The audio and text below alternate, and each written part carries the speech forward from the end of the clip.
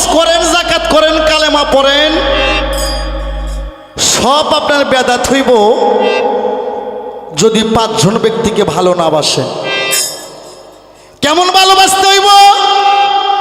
নামাজের চাইতে বেশি, রোজার চাইতে বেশি, যাকাতের চাইতে বেশি, কোরআনের চাইতে বেশি। সেটাই যেমন নূর পাক, পানি পাক, আগুন পাক, মাটি পাক, বাতাস পাক রে।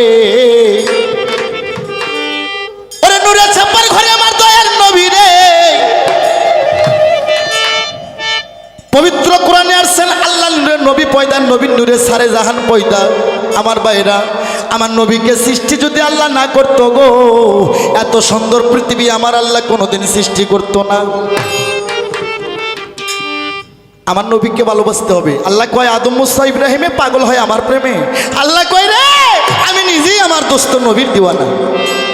আল্লাহর নাম রাব্বুল আলামিন, আর আমার বিশ্ব নবীর নামটা রাখলেন রাহমাতুল লিল আলামিন। এই বাংলাদেশের মানুষ, আমি আনোয়ার সরকার বলতে চাই, একটা স্বর্ণের টুকরা 2 ভাগ করলে এই ভাগও শোনা, এই ভাগও শোনা। তাই লালন সাইজির একটা গানের মধ্যে বলছে যে আল্লাহ সেই রাসূল, এতে নাই রে কোনো ভুল। এই কথা লালন কয় না, এই কথা কোরআনে কয়। আমার নবী, আমার মা ফাতেমা, নূরের ছাপার ঘরে আমার দয়ার নবী, আগুনের ঘরে মাওলা আলী, আরে পানিতে বড় ইমাম, বাতাসে ছোট ইমাম, আর মাটিতে মা ফাতেমা। যার নামটা কোরআন শরীফে বলছে খাতুনি জান্নাত ফাতেমা, জহুরা গুলা নামে ডুরি, নারী কোলে শিরোমণি, বেহেশতের রমণী, যে হবে নবীর নন্দনী। যে ফাতেমার হাতে 8টা বেহেশতের চাবি। আল্লাহ বলবে এই নারীরা তোমরা যত ইবাদত করো, কাল হাসরের ময়দানে আমার মা ফাতেমা সুপারিশ না করা পর্যন্ত আমি কোন নারীকে জান্নাত দান করব না। সুবহানাল্লাহ। সে ফাতেমা ভালোবাসতে হবে কেমন? নিজের মায়ের চাইতে, নিজের বাবার চাইতে, নিজের জীবনের চাইতে, নামাজ রোজার চাইতে। মা ফাতেমা, আরে মা ফাতেমা কয়, মাবুদ গো, আমি জীবনে কোনো দুঃখ, জীবনে কোনো আমি সুখ ভোগ করি নাই একমাত্র শুধু আমার বাবার উম্মতের কারণে। তাই আমার নবীর যত উম্মত আছে, এর শিকি উম্মতের ভাড়া পূর্ণি আমার মা ফাতেমা পেয়ে গেছে। পবিত্র কোরআন শরীফ তার প্রমাণ রয়ে যায়। পালা শুরু হয়ে গেল। আমার নবীর 3 জন স্ত্রী মিলে, নবীর ছেলে মেয়ে ছিল 7 জন, 4 জন ছেলে, 3 জন ছেলে, 4 জন মেয়ে। 3টে ছেলের নাম তৈয়ব, তাহের, কাসেম। আর একটা স্ত্রী গর্ভে একটা ছেলে হয়েছিল, নাম ছিল ইব্রাহিম। মইরা গেছে গা। নবীর 4টা মেয়ে ছিল। একটার নাম হচ্ছে হযরত জয়নব, একটার নাম হযরত রোকিয়া, আরেকটার নাম উম্মে কুলসুম, আরেকটার নাম যিনি আল্লাহর মা, সারে জাহানের মা, যে মার হাতে 8টা বেহেশতের চাবি। এই যে মাহে রমজান, পবিত্র মাহে রমজান, মা ফাতেমা খাতুনি জান্নাত, জহুরা কুলা নামে ডুরি, নারী কোলে শিরোমণি, মা ফাতেমার হাতে 8টা বেহেশতের চাবি। এটা ছিল আমার নবীর বড় মেয়ে, যার নাম ছিল খাতুনি জান্নাত ফাতেমা, জহুরা কুলা নামে ডুরি, নারী কোলে শিরোমণি, বেহেশতের রমণী। আর আমার মায়ের যখন হযরত আলীর সঙ্গে বাঘের রূপ ধারণ করে বিয়ে হয়ে যায় সনদী আমন, আমার মা ফাতেমা কয় মাবুদ গো তোমারে জানাই আমার মহরণা কি হবে। একটা হাদিস আছে হযরত আলীর হেলমেট ওসমান গনির কাছে বন্ধক রাখছিল, আর একজন কয় তরবারি বন্ধক রাখছিল। এগুলো হলদি বেচা কিতাব, এগো কোনো দাম নাই। রাইকে ফাতেমার মহরণা বানছিল না। আমি বলতে চাই আমার নবী বলছিল মা আলীর মতন গরিব কেউ নাই, তোমাকে কি দিয়ে মহরণা দেবে? মা ফাতেমা বলছিল আল্লাহ মাবুদ গো, আমার বাবাকে বলছিল, নবীকে বলছিল বাবা গো কিয়ামত প্রমাণে এই মহরণার দাবি আমি ছাড়ব না। তাই আমার নবী বলছিল মা তুমি কি দিয়ে মহরণা বান্ধিতে চাও?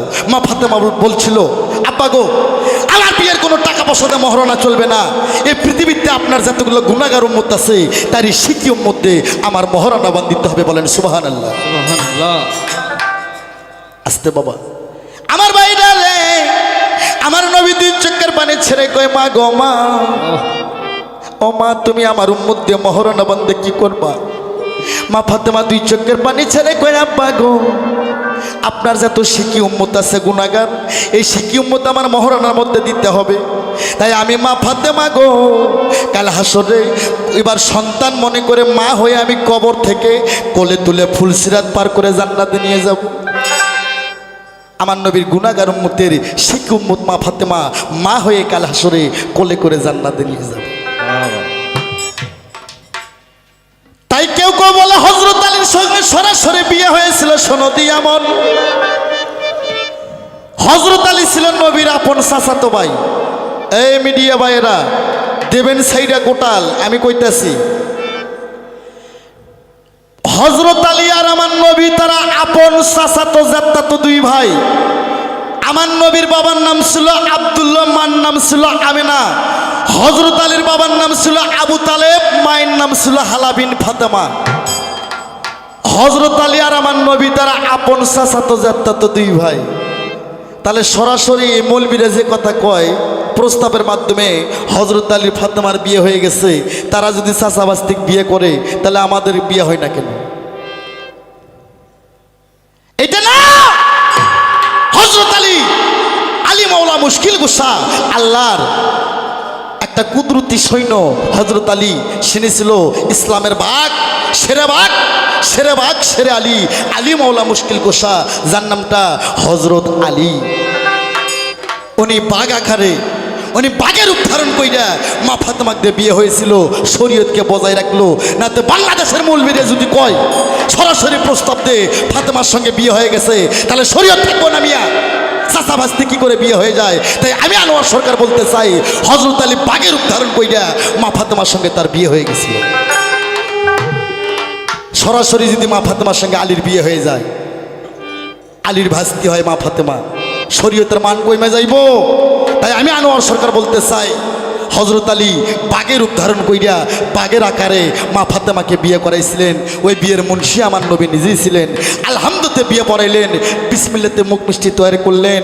আমার নবী কয় মা গো, আমি জানি মা তুমি পৃথিবীর কোনো সুখ চাও না, তুমি আমার উম্মত ছাড়া তুমি কিছুই বুঝতে পারো না।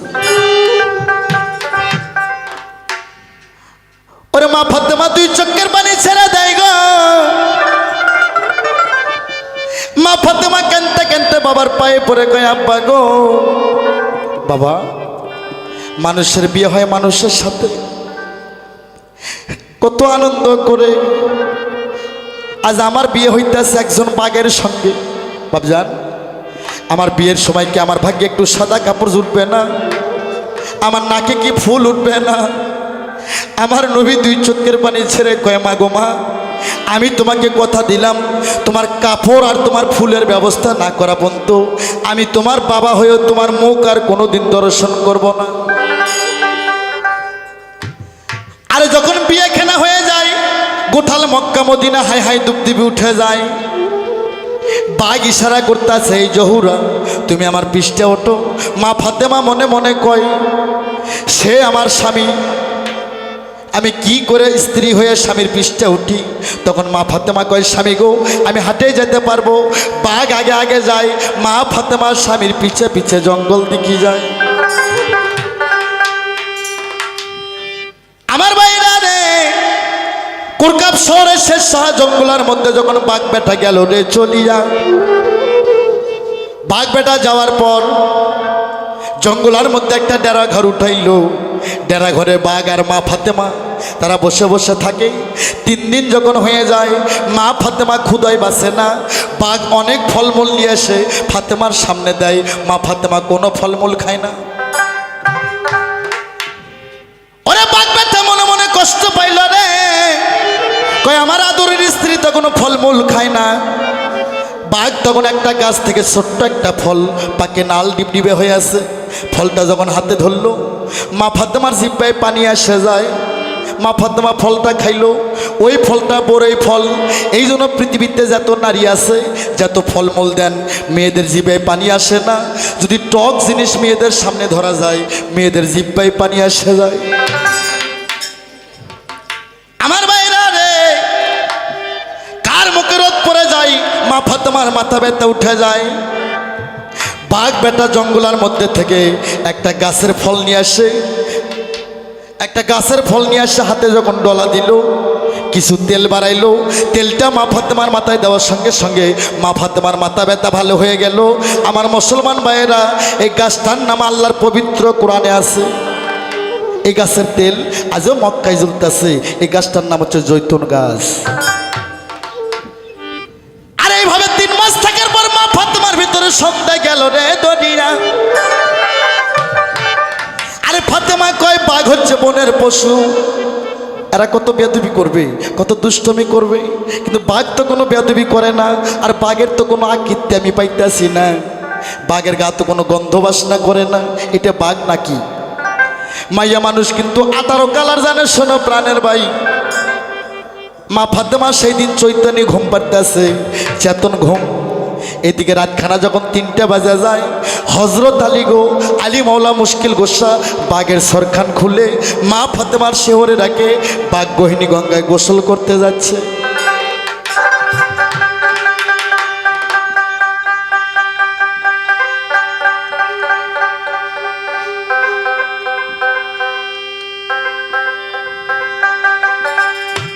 ও যখন বাঘ বেটা গহিনী গঙ্গায় গোসল করতে যায়, আমার ভাইরা রে, মা ফাতেমা বাঘের খালখান হাতে নিয়ে মা 2 চোখের পানি ছেড়ে বুক ভিজে ফেলায়। মা কয়, আহারে আমার কাকা হজরত আলী, এই কি মনে ছিল, যার জন্য আমি মরলাম মাতা, তাকনে হইল আমার শেষে জঙ্গলাতে বাসা। মা ফাতেমা একটা প্রেম নিঃশ্বাস ফেলায়। শোনো প্রাণের ভাই, মেয়েদের ইশকের আগুনের তাপ বেশি। মা ফাতেমার ইশকের আগুনে বাঘের খালে দাউ দাউ করে আগুন ধরে যায়। ওরে বাঘের খালে যখন দাউ দাউ করে আগুন গেল রে দরিয়া, হজরত আলী গোসল করা থুয়ে আগুন নিবাইতেছে। ব্যামাক বাঘের খাল পুরে ছঙ্গ, নেংটিটা বাকি ছিল জঙ্গলমুখে ফিকে মারলো। ওই নেংটির থেকে 2টা বাঘের জন্ম হয়ে গেল, একটা মাদা বাঘ আর একটা মাদি বাঘ। এই জন্য বাঘের জন্মদাতা আদি পিতা হচ্ছে হজরত আলী। আমার ভাইরা রে, মা ফাতেমা হজরত আলীকে দেখে জিবাই কামড় দেয়। মা ফাতেমা কয়, এই সুযোগ ছাড়া যাবে না। মা ফাতেমা বাঘের ছাইগুলো হাত দিয়ে তুলে মাথার সাদিতে রাখে আর কয়, তোমরা আমার স্বামীর শরীরে ছিলা, আমি তোমাদের পুরে ভস্য করছি, আজ থেকে তোমরা যুগ যুগ আমার মাথায় থাকবা। সেদিন থেকে মা বন্দেগের মাথা দুকুন পয়দা হয়। আরে মা ফাতেমা স্বামীর হাতখান চাপায় ধরে বাসর ঘরে গেল রে চলি যায়। ও মিলন হবে কত দিনে, মিলন হবে কত দিনে, আমার মনের মানুষের সনে, আমার মনের মানুষের সনে।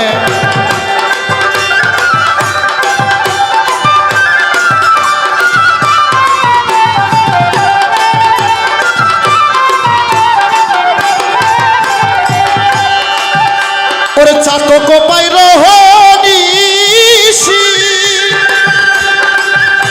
ওরে চেয়ে আছে কালো শশী, ওরে চাতক পাইর হনিসি, ওরে চেয়ে আছে কালো শশী, আমি হব বলে চরণ দাসী, আমি হব বলে চরণ দাসী।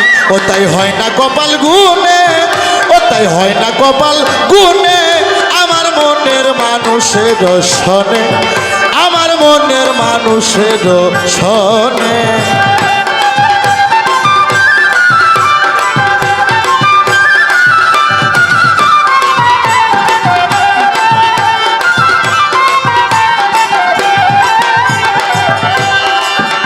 ওরে মেঘের বিদ্যুৎ মেঘেই যেমন, ওরে নুকাইলে না পায় অন্যের সন।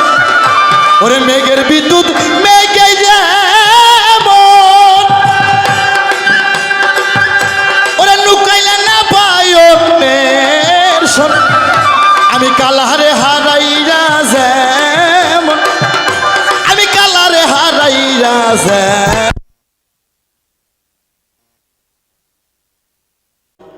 হরি বলো, গড বলো, আল্লাহ বলো, ঈশ্বর বলো, ভগবান বলো রে বাবা, একই শক্তি। তাদের চেনা যায় একমাত্র প্রেমের দ্বারা।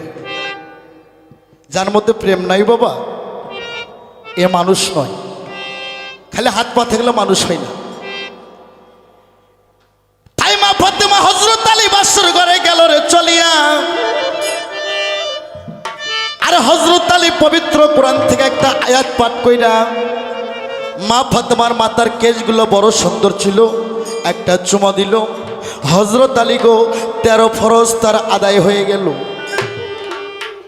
বাংলাদেশের মুসলমানকে আমি বলবো, যে ধর্মের লোক হোক না কেন আমি বলবো, এই জন্য স্ত্রীর যদি মাথার চুল ধরে কেউ মারপিট করে দেয়, তার স্ত্রী তালাক পড়ে যায়। হযরত আলী তারপর বিবির পিছানিতে চুমা দিল। পিছানি মানে কপাল, কপালে চুমা দেওয়ার পর 14 ফরজ পাইল। দুগালে চুমা দেওয়ার পর 41 ফরজ পাইল। এই জন্য কোনো পুরুষ, এই বাংলাদেশের মানুষ, কোনো পুরুষ যদি স্ত্রীর গালে চুমো খেতে চাও, আগে দোয়াটা সুন্দর করে শিক্ষা করে নিও। এই দোয়া ছাড়া কোনো পুরুষ যদি স্ত্রীর গালে চুমো দর্শন করে, আস্তে বাবা ওই চুমো পড়বে তার কুত্তার গালে। হযরত আলী স্ত্রীর মাথার চাঁদি হইতে পায়ের পাতার মধ্যে, মাথার চাঁদি হইতে পায়ের পাতা পর্যন্ত 5টা জায়গায় চুমো দিল। এই 5টা জায়গায় যদি কোনো পুরুষ মারপিট করে, তার স্ত্রী বিনে তালাকে তালাক পড়বে। মাথার চুল ধরে মারলে স্ত্রী তালাক পড়বে, কপালে থাপ্পড় মারলে স্ত্রী তালাক পড়বে, গালে থাপ্পড় মারলে স্ত্রী তালাক পড়বে, স্তনে মারলে স্ত্রী তালাক পড়বে। নামা পেটে 1,24,000 নবী, 33 কোটি দেবতা বসবাস করছে, আমরাও বসবাস করছি। ওই জায়গায় যদি কোনো স্বামী স্ত্রীর মারপিট করে, তার স্ত্রী তালাক পড়ে যাবে। ও হযরত আলী রে, 5টা জায়গায় চুমো দে, 39টা ফরজ আদায় করে হযরত আলী বিবির মহলে যায়। স্বামী স্ত্রী কত সুন্দর সুখের জীবন জঙ্গলের মধ্যে শুরু হয়ে যায়। আরে আরে কেবল কাজের কথাগুলা গেল শুরু হইয়া। আমার নবী গো ছিলেন নবী দুরজাহানের বাদশা, বাদশাকে পেয়েও বাদশা কি করল না? যেই নবী সেই কৃষ্ণ, যে আল্লাহ সেই ভগবান বাবা, একই শক্তি, তাদের চেনা যায় প্রেমের দ্বারা। আমার নবী গো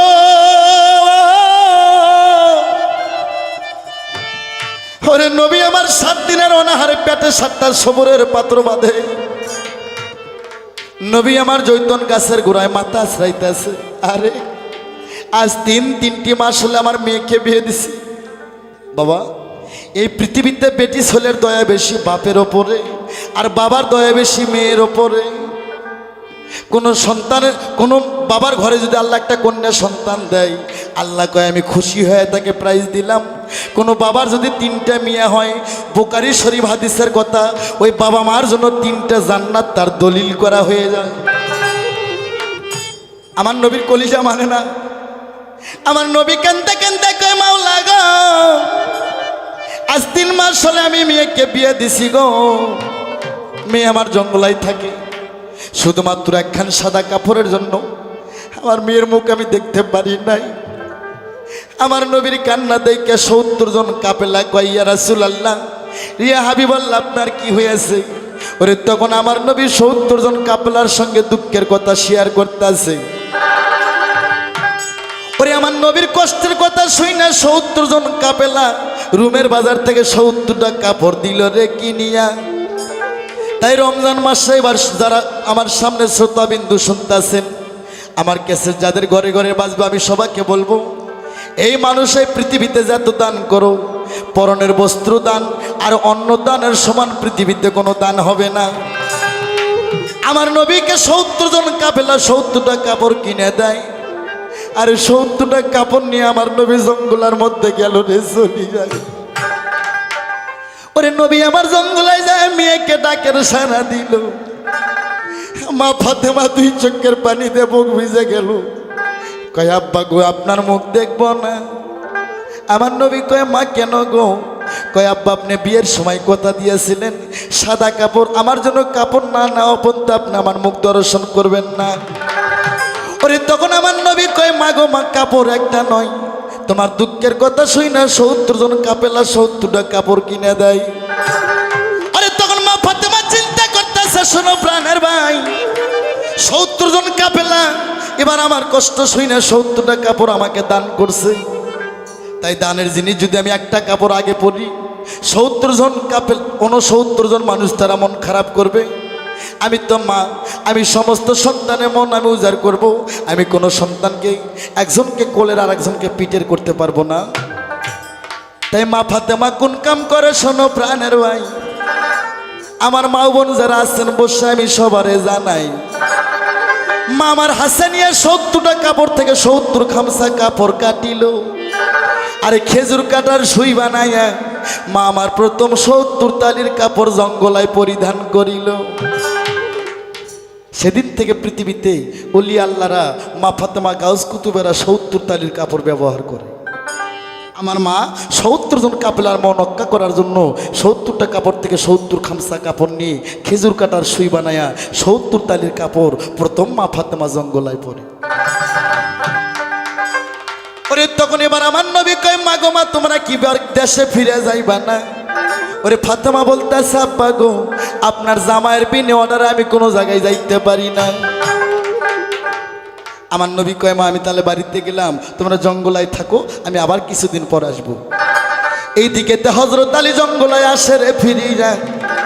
মা ফাতেমা কয়, স্বামী গো আমরা বাড়িতে যাব।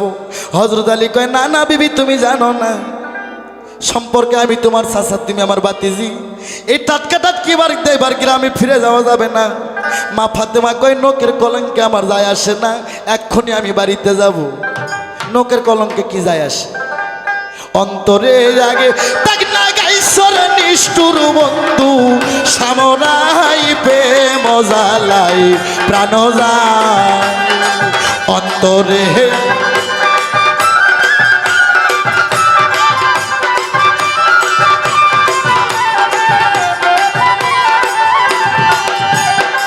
সাদা কাপড়ে দাগ লাগিলে সাবান দিলে উঠে যায়, দেহের মাঝে দাগ লাগিলে সাবান লাগাই কোন জায়গায় সখী, সাবান লাগাই কোন জায়গায় প্রেম জ্বালাই প্রাণ যায় অন্তরে আগে দাগ না গাইছর নিষ্ঠুর বন্ধু, সামরাই প্রেম জ্বালাই।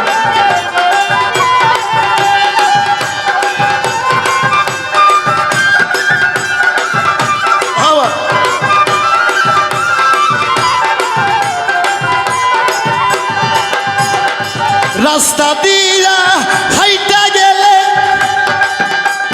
পাড়ার লোকে মন্দ কয়, ওরে রাস্তা দিয়া হাইটা গেলে পাড়ার লোকে মন্দ কয়, লোকের মন্দ পুষ্প চন্দ্রর অলঙ্কার পই রাশি গায়, লোকের মন্দ পুষ্প চন্দ্রর অলঙ্কার পই রাশি গাই প্রেম জ্বালাই প্রাণ যায় অন্তরে।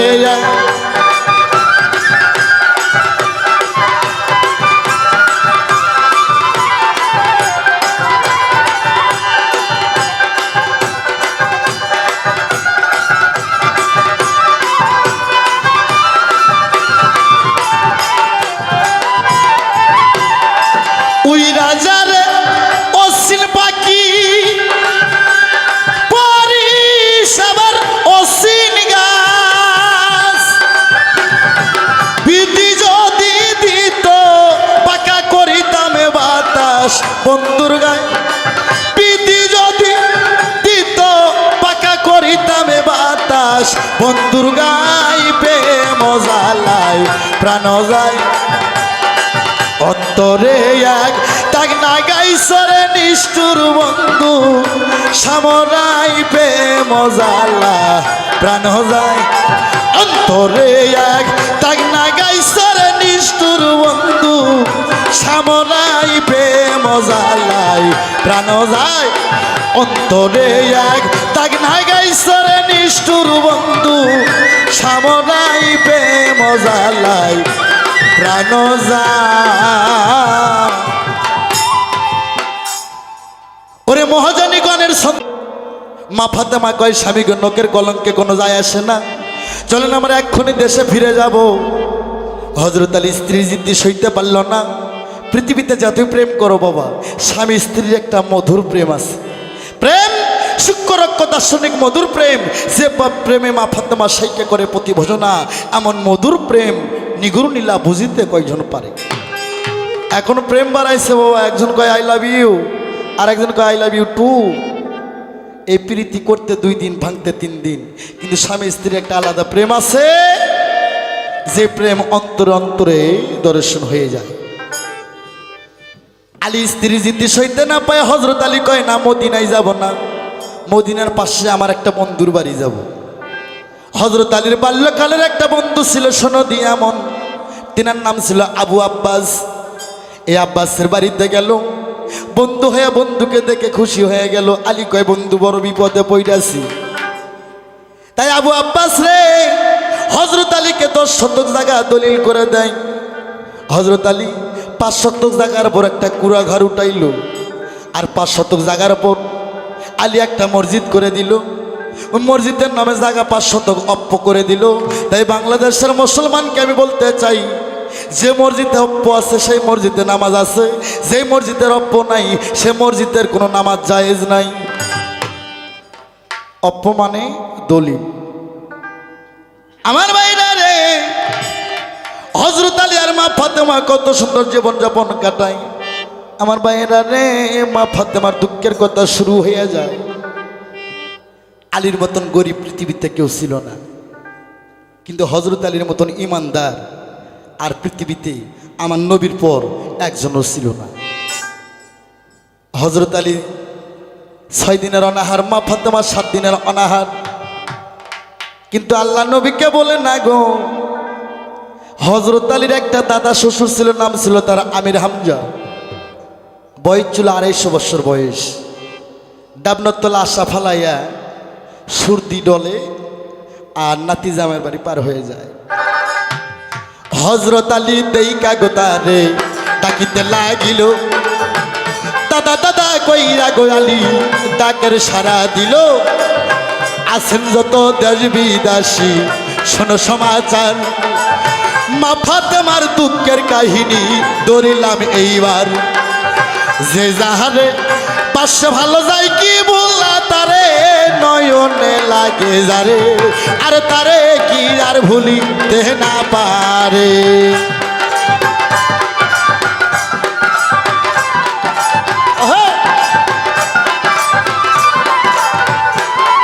আসতে বলা দাদা দাদা কহিয়া গোয়ালি তাকিতে না গিল। আমির হামজা জন্ম ঠসা শুনতে নাহি পাইল, এত ডাকা ডাকে আলী শুনিতে পারল না।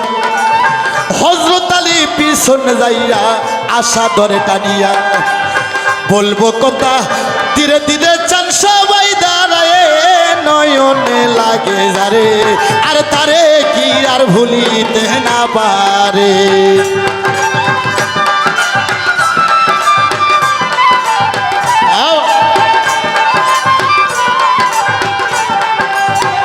ও দয়ালো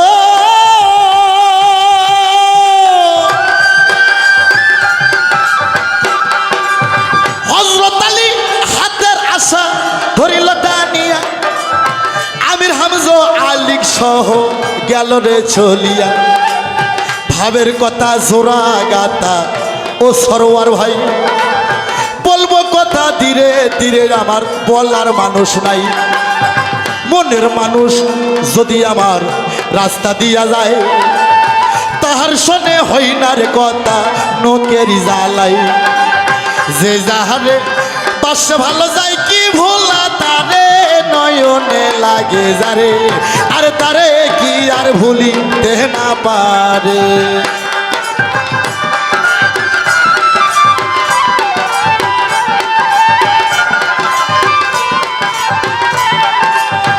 আমির হামজার হাতের আশা ধরিল টানিয়া, আমির হামজা আলী সহ নিল রে শেষরিয়া। হযরত আলী মনে মনে চিন্তা করে, ভাই ইসলামের বাঘ, ইসলাম জগতের সিংহ আলী আল্লাহর শক্তি ছিল 100-2 সের, সারা পৃথিবী বানাইছে আল্লাহ 1 সের শক্তি দিয়ে।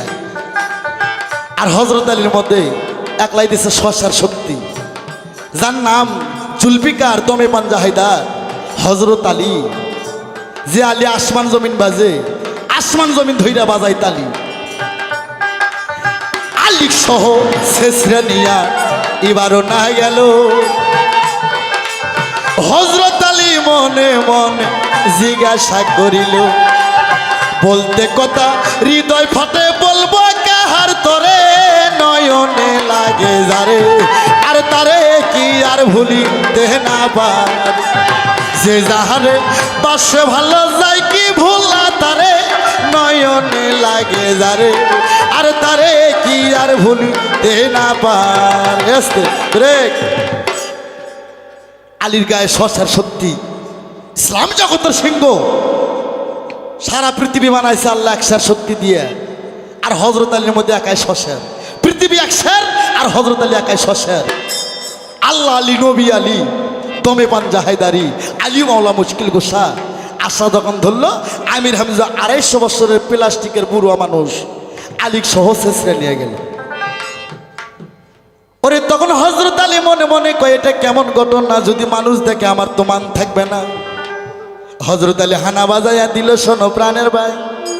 হযরত আলীর হানা পায়া ওই জায়গার ওই দেশের মাটি রহর দরিয়া হয়ে যায়, তাও আমির হামজাকে আলী আটকাইতে পারে নাই। কিছুক্ষণ পর আমির হামজর যখন আলী হানা বাজাইলো, যখন হানা বাজাইলো দেশের মাটি ভাঙ্গে শুরু রহর দরিয়া হয়ে গেল। 1 সুতা না আসা, 1 সুত আসা আমির হামজার পিছ দিকে আসলো। আমির হামজা মনে করছে মনে হয় কোনো পলিথিনের কাগজ বাজছে। ওরে পিছ দিকে নক্ষ করে দেখে নাতি জামা ইসলাম জগতের বাঘ আমার আশা দইরা আছে। ওরে তখন আমির হামজা কয়, আলী রে তুই কখন আমার আশা ধরছিস? আলী নজ্জায় মা তালুক করতে পারে না, কয় দাদা গো আমি আর তোমারে দেখবো না। আমির হামজা কয়, আলী রে তুই আমার আশা কখন ধরছে? দেশের মাটি ভাঙ্গে সুরে সুরমার করে ফেলাইছস। কয় না না, আমি এত শক্তি দিলাম, তোমার 4 ভাগ বয়সের মধ্যে 3 ভাগ গেছে, 1 ভাগ আছে। আর আমি ইসলাম জগতের সিংহ, সারা পৃথিবী 1 সের শক্তি, আমার মধ্যে একাই 100 সের শক্তি। আমি কেন তোমার আটকাইতে পারলাম না? তোমার মধ্যে আবার এত শক্তি কই থেকে আইলো? আমির হামজা তখন কয়, আলী রে তোমার জানাই আমি তো বুড়ো মানুষ রে ভাই, আমার তো শক্তি শেষ হয়ে গেছে। এটা কি শক্তি দেখলি ভাই? এটা তো শক্তিই নয়, শেষ বয়সে আর তো কি শক্তি দেখামো? আলী রে এই পৃথিবীর সে 15 আনা গুণ বেশি শক্তি তোর ঘরে আমার নাতনি ফাতেমার শরীরে আছে। আগায় আমরা নাতি জামা দিল রে বাজিয়া, হযরত আলীর মনের ভেতর সন্দেহ যাই ধরিয়া। বলবো কথা ধীরে ধীরে চান সবার ভিতরে, নয়নে লাগে যারে আর তারে কি আর ভুলিতে না পারে।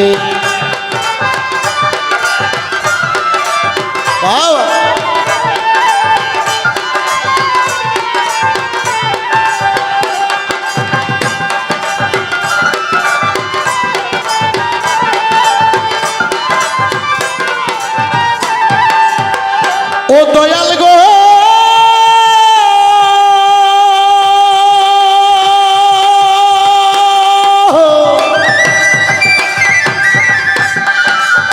হযরত আলী শুইনা কথা ভাবে মনে মনে, আমার স্ত্রীর শরীরে শক্তি দাদা কেমনে জানে? মনের মধ্যে সন্দেহ ধরে। হযরত আলীর ভাই শোনো শোনো গৌতম দাদা, তোমারে জানাই পুরুষ মানুষের সন্দেহ বেশি, সবার জানাই সন্দেহের প্রভাব উইটা গেল আলীর ভিতরে ভাই। যে যাহারে পাশে ভালো যায় কি ভোলা তারে, নয়নে লাগে যারে আর তারে কি আর ভুলিতে না পারে।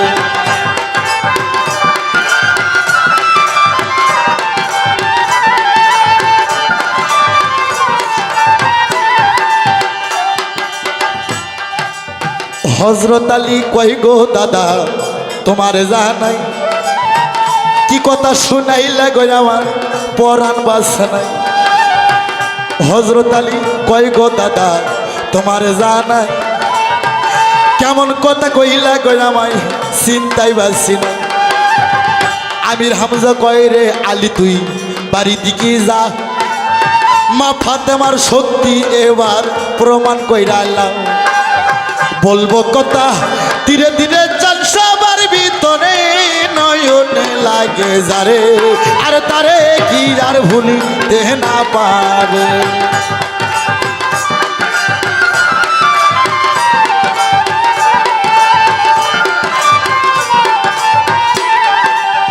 বাস হযরত আলী বাড়িতে যায় কোন কাম করে শোনো প্রাণের ভাই। মা ফাতেমা ঘরে চৌকেটে বয়ে আছে। আলীর মন খুব খারাপ, আমার স্ত্রীর শরীরে পৃথিবীর চেয়ে 15 আনা শক্তি বেশি, আমি স্বামী হয়ে জানি না, আমার দাদা শ্বশুর কেমনে জানে। ফাতেমার আলী জিজ্ঞাসা করে বিবি রে আমি তোমার একটা কথা কইমু। কয় কও দেহি। ওরে হযরত আলী কয় বিবি রে আমি শুনতে পাইলাম এই পৃথিবীর যা শক্তি আছে তার চেয়ে 15 আনা বেশি শক্তি তোমার শরীরে আছে। হ্যাঁ কায়দা আছে বাবা, এই পৃথিবীর যা শক্তি আছে বিবি তার চেয়ে 15 আনা বেশি শক্তি তোমার মধ্যে আছে। তুমি আমার শক্তি দেখাও। আসো, তুমি কি আমার সাথে পারাবারি করবা না তুমি আমার সাথে কুস্তি করবা? যে করে হোক তুমি আমার শক্তি দেখাও। মা ফাতেমা কয় স্বামী এটা কি কন, আমি মাইয়া মানুষ আমার কি শক্তি থাকতে পারে?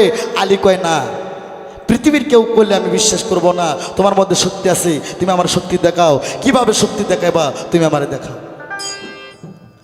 ফাতেমা কয় আপনি কই শুনলেন? কয় তোমার দাদা শ্বশুর বলছে। এবার তোমার দাদা আমির হামজা বলছে আমার দাদা শ্বশুর। ফাতেমা একটু ঝাঁকিতে উঠলো, দাদা তো ভেজাল পাকাই দিছে। শক্তি দেখাই, যদি আমি পারাপারি করে শক্তি দেখাই স্বামী তো তলে পইরে অপমান হইব। পুরুষ মানুষের হার্ট অ্যাটাকের অভ্যেস আছে, কুস্তি করলেও তো স্বামী ঠকে যাইব, কি করে শক্তি দেখাইবো?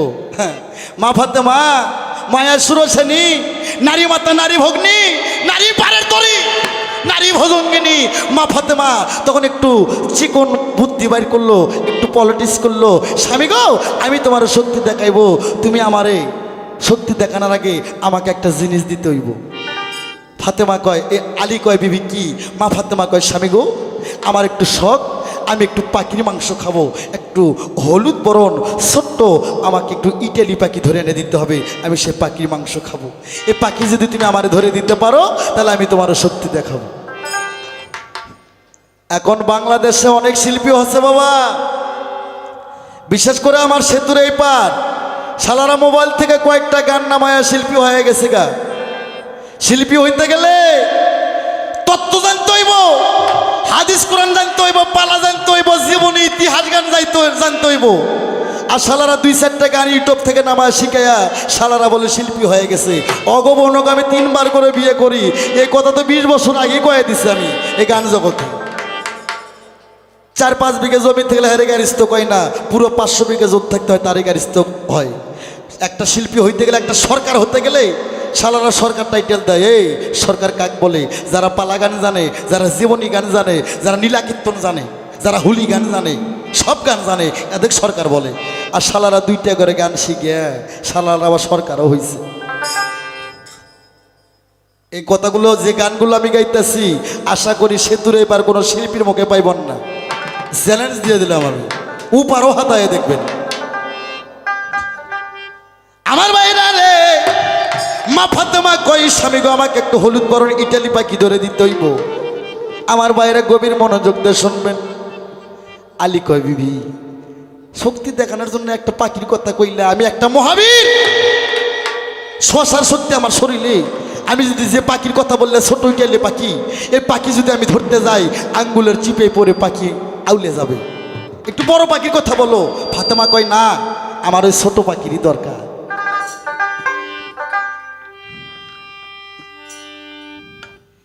তাই বাবা আলী রে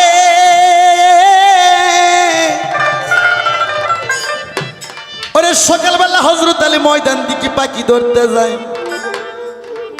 দুঃখের কথা বলতে আমার হৃদয় ফাইটা যায়। আলী পাখি ধরতে গেল, ময়দানে যায় দেখে হলুদ বরণ ইটালি পাখি ময়দানে পড়ে ঢেলের তলে কাল্লা দিয়ে ফিসে না পারাইতেছে। আলী কয় গোটাল ময়দান খুঁজে পাখি পাওয়া যায় না, আজ আমার কি সৌভাগ্য, আসে আমার পাখির সাথে দেখা হইল। বাবা আলী রে আস্তে আস্তে এক পাও দুই পাও করে পাখি ধরতে যায়।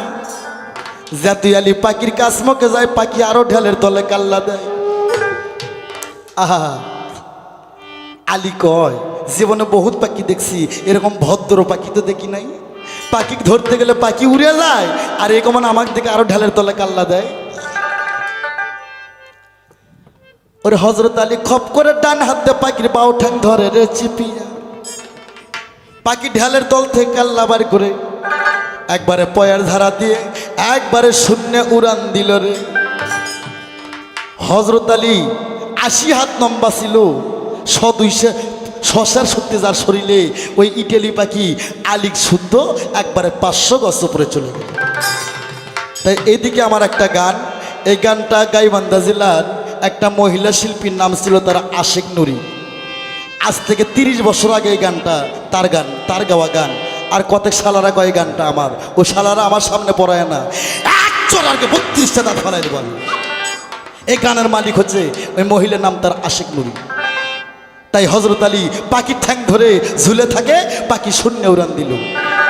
ও পাখি শূন্য উড়ান দিল, পাখি শূন্য উড়ান দিল রে, উড়ালো ভোমরা পাখি রে, উড়ালো ভোমরার পাখি রে। পাখি কেমনে আমি ধরিব রে, পাখি কেমনে আমি ধরিব রে, উড়ালো ভোমরা পাখি।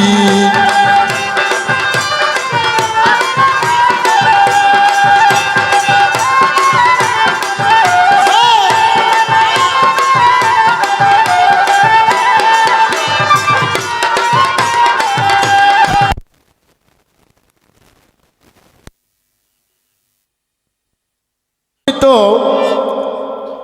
আমার বাউল গানের শ্রোতা বন্ধুরা, আমি সেই আপনাদের সুপরিচিত আনোয়ার সরকার।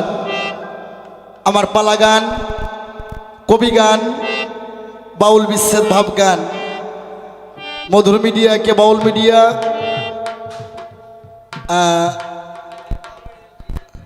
বাউল মিডিয়া এইচডিতে অনেক অনেক গান আমার আছে। যাই হোক, স্টুডিওতে আবার দাঁড়াইছি নতুন কিছু সম্মানীয়, নতুন কিছু গান, কিছু কথা।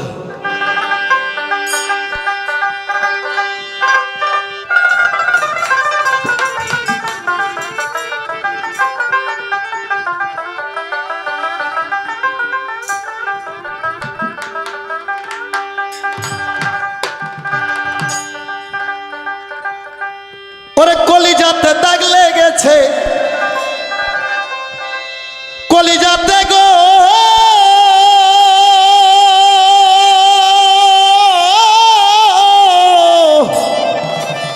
ও, আমার কলিজাতে দাগ লেগেছে হাজারে হাজার, ভালোবাসার মহিনা পাখি, পাখি রে এখন যেন কার। কলিজাতে দাগ লেগেছে, কলিজাতে গো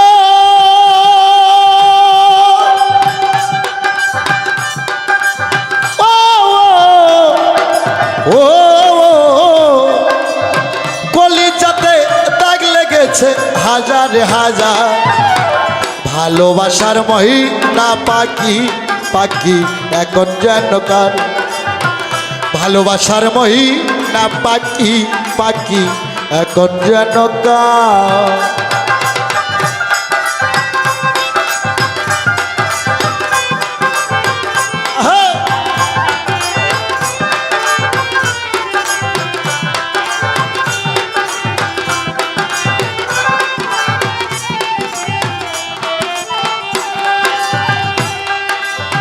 যার জন্য ঘর বানাইলাম সে রাখলো না ঘরে,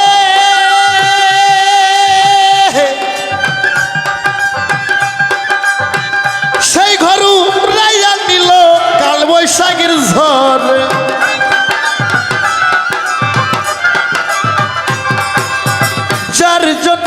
ঘর বানাইলাম সে রাখলো না ঘরে, সেই ঘর উড়াইয়া দিল কাল বৈশাখীর ঝড়। প্রাণটা আমার ছটফট করে, প্রাণটা আমার ছটফট করে, বুকে হাহাকার। ভালোবাসার ভালোবাসার ভালোবাসার মহি না পাখি পাখি এখন যেন কার। ভালোবাসার মহি না পাখি পাখি এখন যেন কার।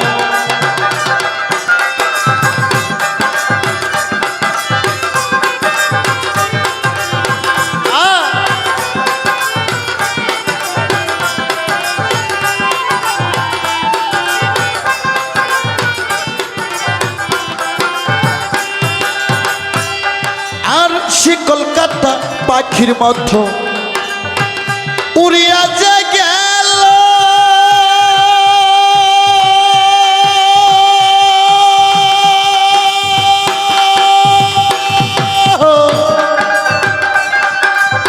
সেদিন হতে আমার জীবন শুধু এলোমেলো।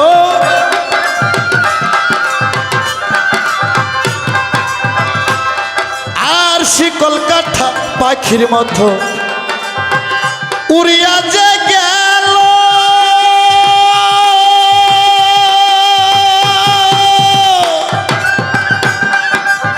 সেদিন হতে আমার জীবন শুধু এলোমেলো। জাতির কুলে দাগ লাগাইল, জাতির কুলে দাগ লাগাইল, কান্না হইল সার। ভালোবাসার ভালোবাসার মহি না পাখি পাখি এখন যেন কার। ভালোবাসার মহি না পাখি পাখি এখন তুমি কার।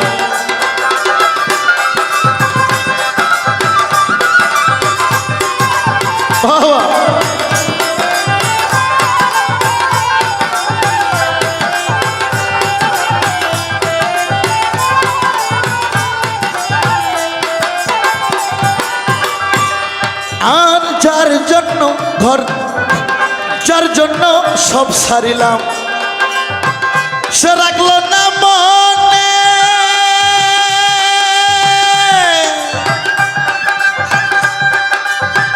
যার জন্য এত জ্বালা সইলাম এই জীবনে,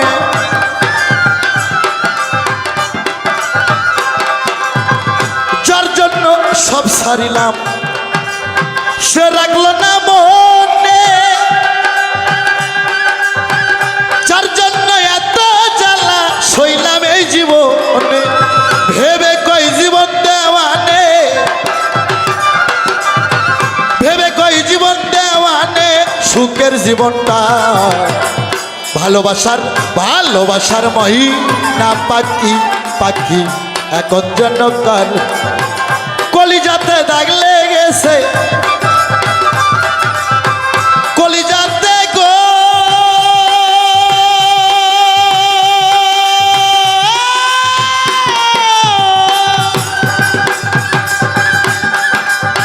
কলিজাতে দাগ লেগেছে, কলিজাতে দাগ লেগেছে হাজার হাজার। ভালোবাসার মহি না পাখি পাখি এখন যেন কার। ভালোবাসার মহি না পাখি পাখি এখন যেন কার। ভালোবাসার মহি না পাখি পাখি রে এখন যেন কার।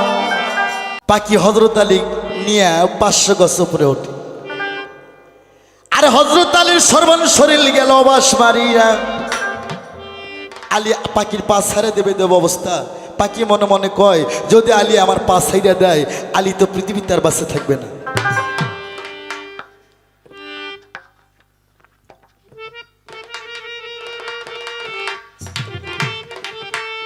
ওরে তখন পাখির ভিতরে একটু দয়া হয়ে গেল। শোনো প্রাণের ভাই,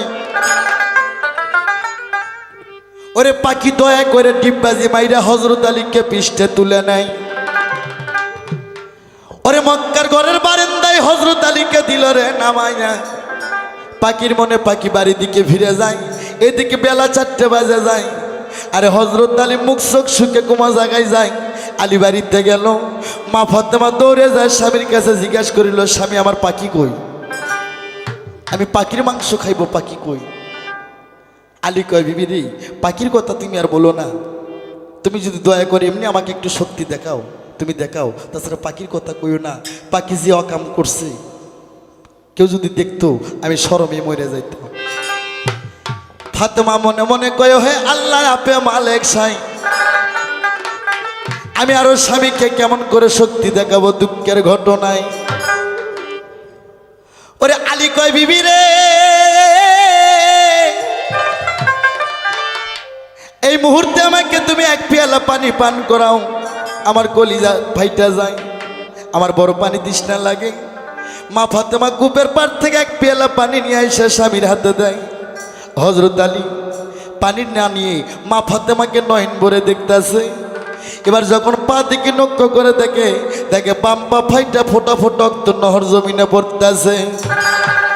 আর হযরত আলী কয়, তাও আস্তাগফির বেমিন করলে জামবে ও তবে ইলাহি, আস্তাগফিরুল্লাহ আস্তাগফিরুল্লাহ। এই বিবি তুমি কি জানো না, মাস গেলে মেয়েদের একটা চাঁদের ব্যারাম হয়ে যায়, আর এই রক্ত যদি কোনো পুরুষের চোখে পড়ে ওই পুরুষের 40 দিনের হায়াত কাইটা যায়। তুমি নিজেকে সামাল করে আমাকে পানি পান করাও।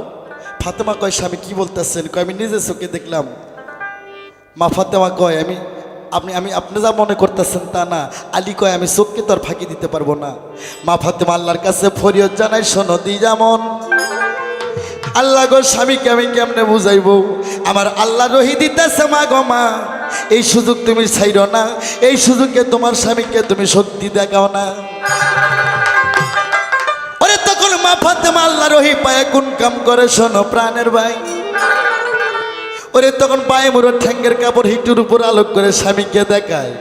স্বামী দেখেন তো এটা কার আঙ্গুলের ছাপ। হযরত আলী 10টা আঙ্গুল দিয়ে পাখির ঠ্যাং চাপে ধরছিল, 10টা আঙ্গুল দিয়ে এমন চিপি দিছে পা চিকন হয়ে গেছে, পা ফাইটা মা ফাতেমা রক্ত নহর জমিনে পড়তেছে। ওরে হযরত আলী জিভাই কামড় দেয়। ফাতেমা কয়, স্বামী ভয় পায়েন না, আমি সেই ইটালি পাখি ছিলাম। আলী থরথর করে কাঁপতে কাঁপতে কয়, বিবি রে, তুমি সেই ইটালি পাখি, আর এত শক্তি তোমার শরীরে, আমাকে 500 গজ উপরে তুলছিলা।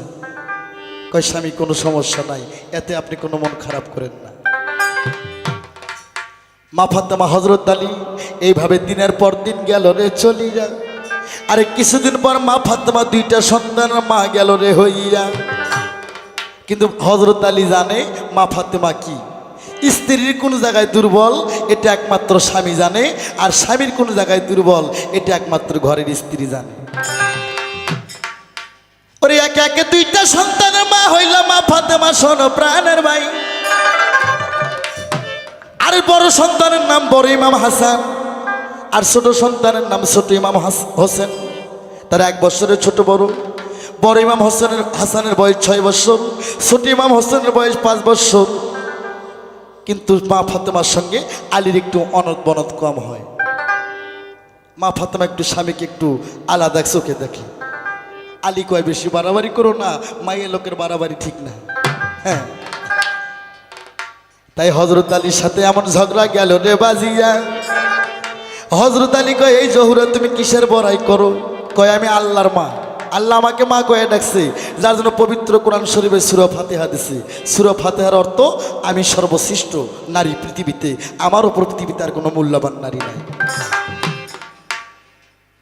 বলে তারপর বলে, পৃথিবীর সমস্ত মেয়ের আগে আমি জান্নাতে যাব, আর আমার সুপরিচ ছাড়া কোনো নারী জান্নাতে যাবে না। আলী কয়, তুমি একটা 3rd ক্লাসের মেয়ে, তুমি একটা 3rd ক্লাসের মেয়ে, তোমার চেয়েও এই পৃথিবীতে এমন একটা নারী আছে, তোমার আগে সে জান্নাতে প্রবেশ করবে। এই কথা শুনি রাগমাইরা বাবার বাড়ি গেল রে নাইরা।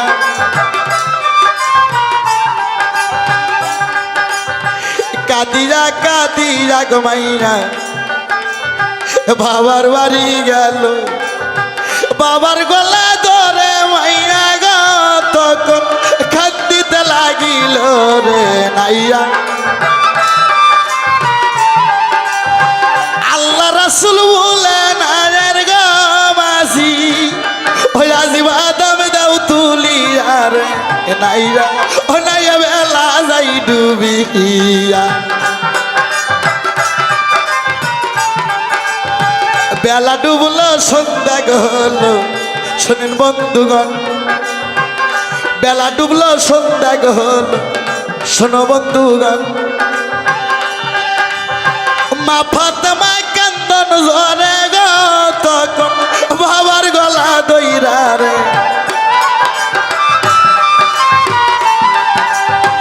আল্লাহ রাসূল বলে নায়ার গো বাজি হইয়া জীবাদামে দাও তুলিয়া রে নাইয়া ও নাইয়া বেলা যাই ডুবিয়া আরে মা ফাতেমা বাবার গলা ধরে কেঁদে কেঁদে কয় আব্বা গো আমি বলে থার্ড ক্লাসের মেয়ে বলে কে বলছে আমার জামাই বলছে আমার নবী কয় আমার জামাই তো সত্য কথা বলছে সত্য কথা বলছে জামাই ফাতেমা কয় আব্বা কি আপনি আপনার জামাইয়ের পক্ষে কয় হ্যাঁ আমার জামাই ঠিকই বলছে কয় আমার আগে বলে পৃথিবীতে একটা মেয়ে জান্নাতে যাবে সে বলে 1 নাম্বার মেয়ে আমি বলে থার্ড ক্লাসের মেয়ে আমার নবী কয় ঠিকই তো ফাতেমা কয় আব্বা গো এই নারীকে আমারে বলতে হইব গো নইলে আমার নিজের জীবন আমি নিজেই শেষ করব তখন আমার নবী কয় মা তাহলে একটা কাজ কর এই সোজা উত্তর দিকে যাবি যা কোরকাব শহর জঙ্গলের মধ্যে দেখবি একটা কুড়ো ঘর এই জঙ্গলের মধ্যে কোনো মানুষ থাকে না ওই 2 জন মানুষই থাকে ওই মানুষের কাছে গেলি তুই তাহলে বুঝবি যে পৃথিবীতে তুই থার্ড ক্লাসের মেয়ে আর জামাই যে নারীর কথা বলছে সেই নারী 1 নাম্বার মেয়ে এই কথা শুনি আগমাইরা ওগো বন্ধুগণ তালে তালে বাজাও বাবা তাল মিলাও এখন 2 ইমামকে সঙ্গে নিয়া গো মাইয়া 2 ইমামকে সঙ্গে নইয়া গেল রে চলিয়া রে নাইয়া তাই সায়া দেখ পুবের বেলা রে আজি পশ্চিমে ডুবি